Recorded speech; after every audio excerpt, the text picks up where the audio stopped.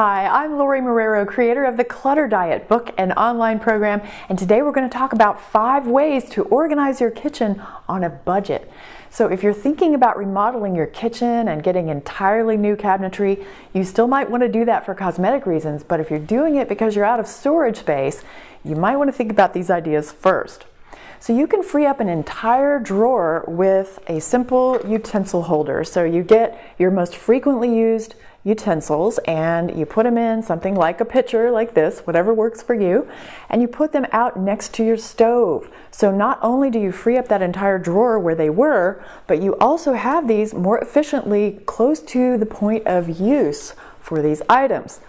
So the next thing you can think about is freeing up an entire cabinet where you store your pots and pans. So you probably have those in a lower cabinet, and you can spend about $50 to $150 usually to get a great pot rack. You can suspend that from the ceiling or put it on a wall. They have 2 different styles, and then you've got that entire lower cabinet freed up for something else. If you want to free up an entire shelf, you can start by trying to rearrange the shelves you already have. Most people kind of forget that you could do that. Most cabinets are at least somewhat adjustable, so you can move the little pegs and the little holes and right size those shelves to the contents that you have. If you can't do that or you still need additional shelves, you can use these helper shelves. They cost about $5 or $10 at the most, and I'm sure you can see how you add an entire level of storage. Imagine some supplements or coffee mugs right here, and you can see how that might work for you.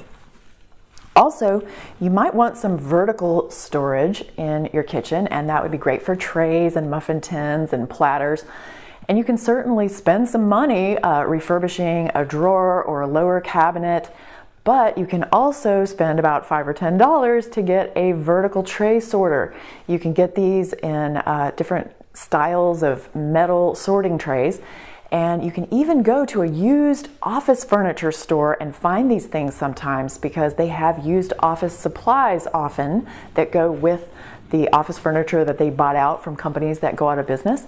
So you can find these kinds of things really inexpensively, and then you've got a great place to get those trays and platters out of the way, and it even stores them more protectively. They're less likely to chip rather than being stacked on top of each other. So also you can use the space above the cabinet. So a lot of people have greenery up there. They have little knickknacks, and that looks nice.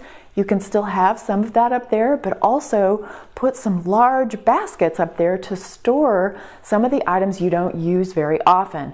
It gets them out of the way and provides more storage, and then you need to also give yourself a note though, so you can remember what's in there. So in the cabinet door, inside the cabinet door, right below where that basket is, you can put a little note to remind you what you actually stored in that basket.